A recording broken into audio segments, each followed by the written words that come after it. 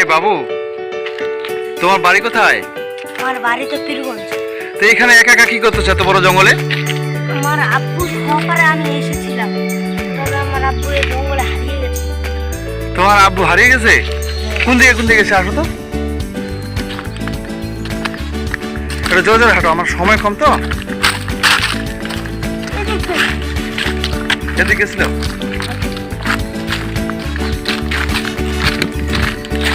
আচ্ছা, এখন এই পাশে যাও দেখি। এই পাশে গেছে। যাও, যাও।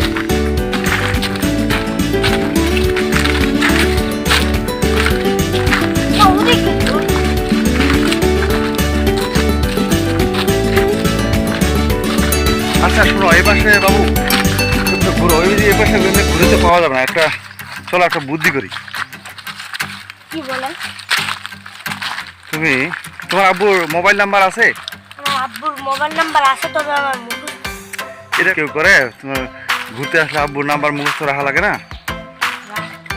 আমি তো রাখি না, কিন্তু আমি মনে রাখছিলাম, তবে আমি ভুলে গেছি। ও, তাহলে একটা কাজ করি, চলো। তোমাকে তো একা রাখা যেতে পারি না এখানে। তুমি, আমার বাড়ি কিন্তু এদিকে কাছে, বুঝছো? তাহলে একটা কাজ করো, তুমি আমার সাথে চলো। আর আমার আব্বু? তোমার আব্বু পরে ওই মাইকিং করে খুঁজবো, হ্যাঁ? তোমার আব্বু তখন তোমাকে খুঁজবে অটোমেটিক। পরে আর কি তোমাকে তোমার আব্বুর হাতে পৌঁছা দেবে, ঠিক আছে?